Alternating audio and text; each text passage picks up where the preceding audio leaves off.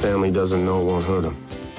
Until that night. Next on Ebert and Roeper, Paul Walker in Running Scared. Gotta make me some money today. Give me some rims and a Rolex. Cuba Gooding Jr. in Dirty. Plus, imagine what wise decisions would be made on Oscar night if we picked the winners. It's not just any hot piece. Tommy used it to burn a dirty cop. If they find it, I'm dead. Calm down. You can get to it before the cops do. Paul Walker needs to find a gun or he's dead meat in Running Scared. I'm Richard Roeper. And I'm Roger Ebert. When Running Scared was over, I stood up and I complained that they left out the kitchen sink. But actually, there were 3 kitchen sinks in the movie. At least that's how many I counted, along with so much else. It's a miracle the running time is only 122 minutes. Paul Walker plays a mob guy assigned to get rid of a gun that killed a cop during a bad drug deal. Instead, the little Russian kid next door steals a gun to shoot his stepfather, setting a bewildering and breakneck chain of events into motion. Where's the kid? I'm the one who's shot. Who is it? Is he still in the house? Oleg. Oleg, what are you trying to say? Oleg shot you? I didn't do this to myself. The Walker character chases the missing kid and the missing gun all over the city after first trying to beat the cops to bullets that would link it to the cop killing. Police officers. Sir, you live here? No, actually I live next door. Heard some gunshots, so I came over, see what was going on. What did you see? I saw Anzor, my neighbor. He was in the kitchen. He'd been shot. Running Scared was written and directed by Wayne Kramer, who made the Las Vegas thriller The Cooler. This movie must contain every other idea he has ever had. The chase involves a series of weird and unlikely locations and characters, and even an opportunity for Walker's wife to battle a couple of child molesters. The visual style reflects the manic energy of the story, which is so reckless but so compelling that only at the end did it occur to me that the Walker character, if you stop to think about it, doesn't really need to find that gun. For general inspired violent goofiness, thumbs up. Well, you're right. He doesn't need to find that gun, and I don't need to ever sit through this again, and I'm very happy about that. I kind of get what you're saying. It's sort of like the movie last year, Domino, which you and I liked, and a lot of other people didn't because it just had everything. Everything. And this, it's so over the top that, about halfway through I go, okay, this is not supposed to exist in anything resembling... anything approximating that could be an estimation of a guess about the real world. But Roger, it's ugly, and it's vile, and it's disgusting, and it's creepy. Yes, it's all of those things. And it's many other things, too. For example, how about the fact that the Russian guy is so obsessed with John Wayne? Yeah, that's what I mean. It just didn't, I didn't find that to be clever how about, when he's shot, the bullets go right into the tattoo of John Wayne's eyes? Isn't that kind of neat? They lost me. Kind of Tarantino-ian? They lost me far, far, far sooner than that. It either works or it doesn't. No, this movie is entertaining. It's not going to bore. It's grotesque, and it's silly, and it's just ridiculous. And it's not going to bore anyone for 1 second. Oh, I don't know about that. Okay, our next movie is Tsotsi, and I think it deserves its nomination for Best Foreign Film. Presley Chawanahi has kind of a James Dean-like combination of rage and vulnerability as the title character, which means thug. He's the leader of a team of violent, small-time criminals who roam the streets and trains of a township in South Africa, mugging businessmen and getting drunk. Tsotsi gets more than he bargained for when he steals a car with a baby in the back seat. Terry Petto gives a strong performance as Miriam, a single mother in the neighborhood. Thank you, Matt. Give a nigga what they say.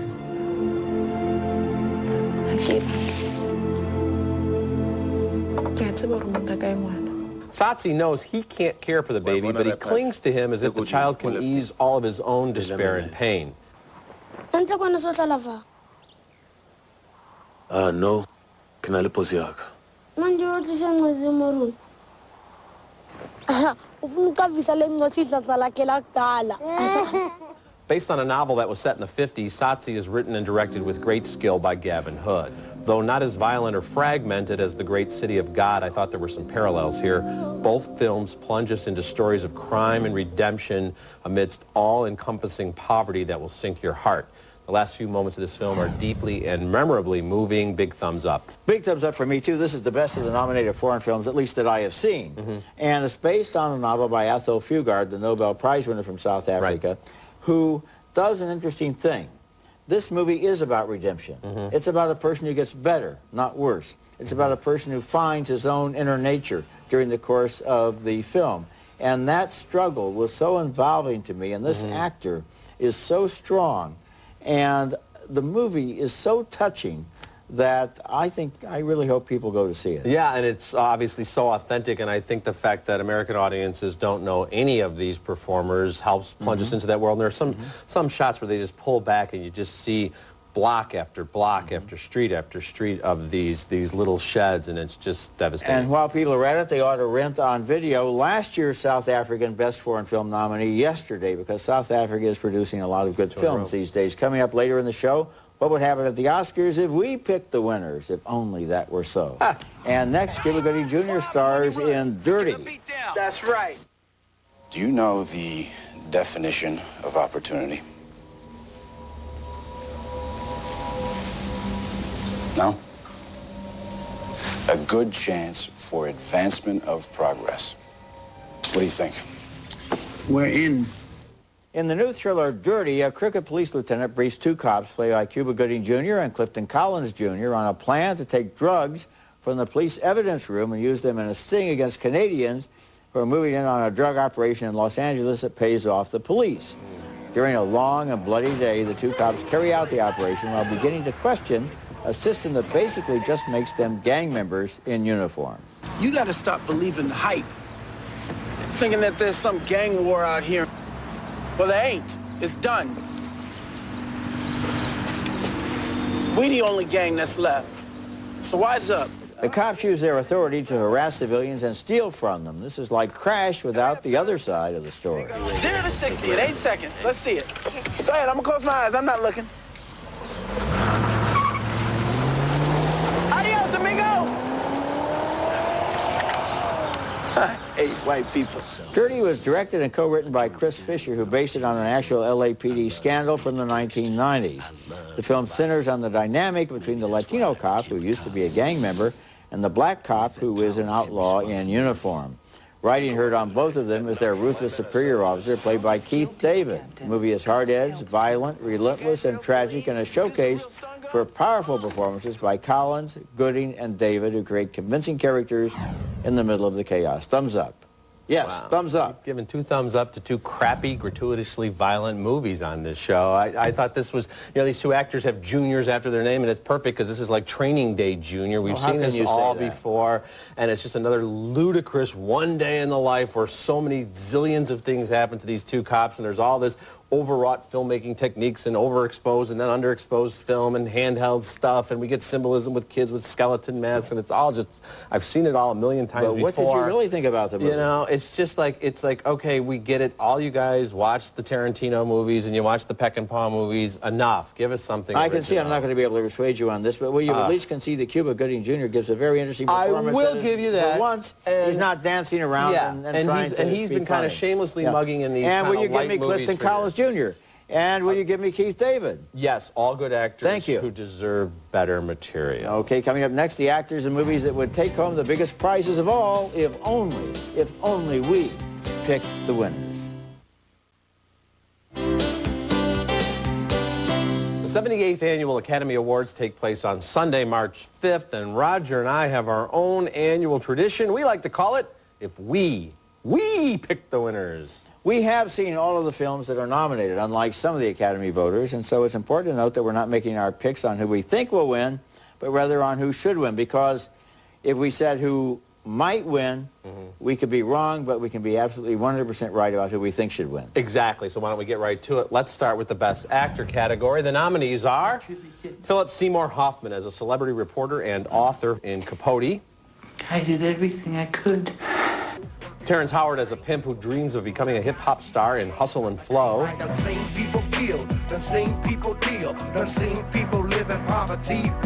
Heath Ledger as a stoic rancher torn between traditional romances and the real love of his life in Brokeback Mountain. I told you, it ain't gonna be that way.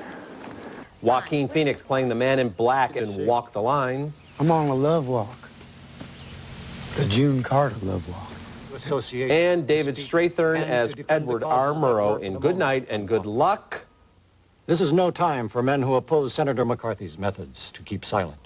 Roger, your favorite among those nominees? You know, this is a very strong category, but I would pick Terrence Howard, and I think it's because his performance is the most complete in terms of showing the entire arc of a human life and the way that he changes from within, because the art that he wants to make changes him from the person that he was at the beginning of the film. Well, that is an excellent point, and you almost swayed me, but I'm going to stick with my original choice. My favorite of all these excellent performances, Philip Seymour Hoffman in Capote. It is just amazing work. It's not just about affecting the mannerisms and doing an imitation here. He's really playing a very complex character. He's a brilliant writer, sympathizes, empathizes with his subjects, yet manipulates everyone around him. I think actually Philip Seymour Hoffman probably will win, but I still feel Terrence Howard. Okay. Moving on to the Best Actress category, the nominees are Judi Dench as a widow who shakes up London with a new musical review in Mrs. Henderson Presents.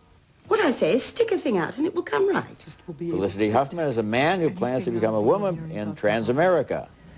I will be a woman. Keira Knightley as Jane Austen's high-spirited heroine in Pride and Prejudice. That you were the last man in the world I could ever be prevailed upon to marry. I'm sorry. Charlize Theron as a Minnesota miner who fights back against sexual harassment in North Country. I'm not quitting.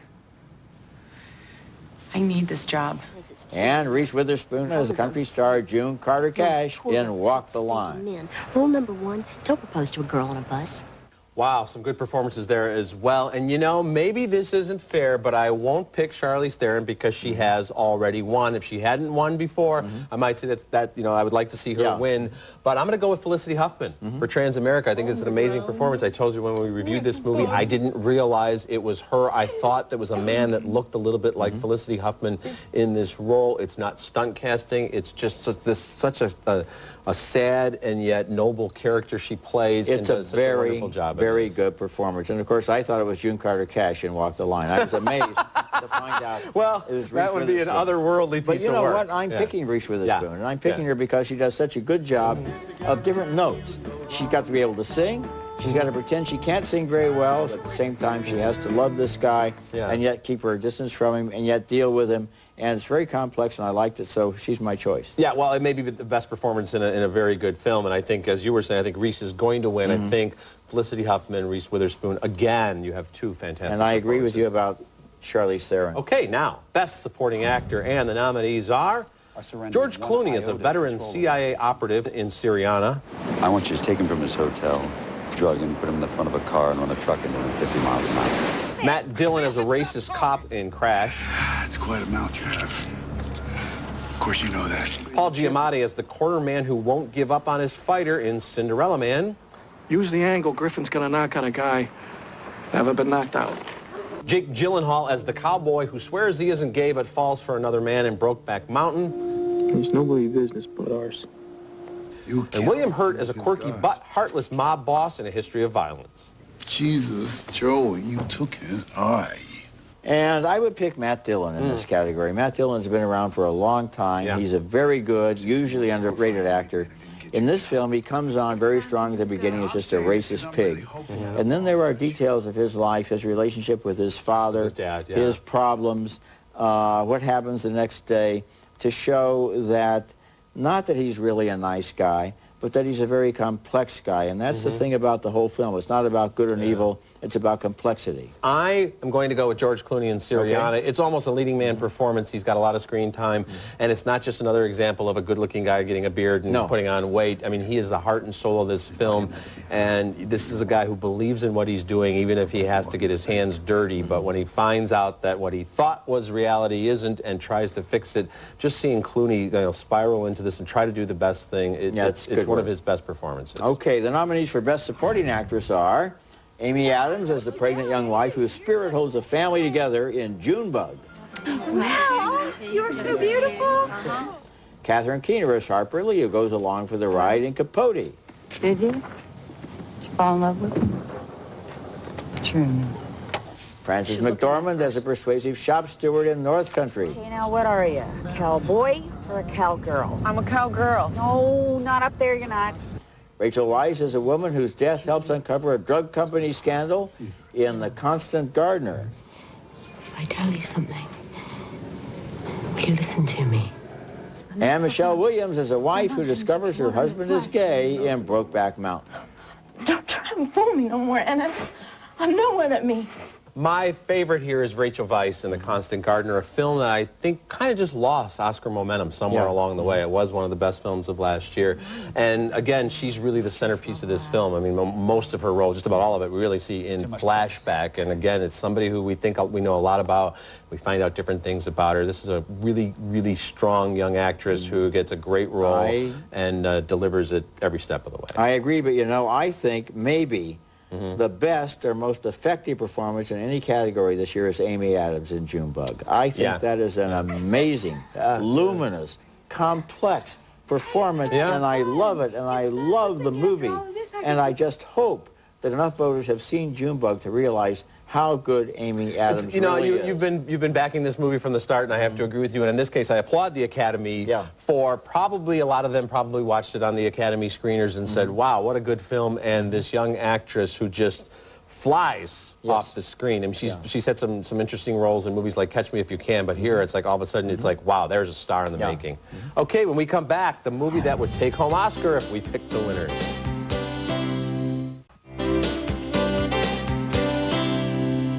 Okay, we are making our annual choices for the movies that would take home the Oscars if only we picked the winners. Wouldn't that be wonderful? What good choices the Academy would make if we were the only two people who vote. Well, here we go then. The biggest category of all, Best Picture. The nominees are Brokeback Mountain, the story of two cowboys who concealed their homosexuality for a lifetime.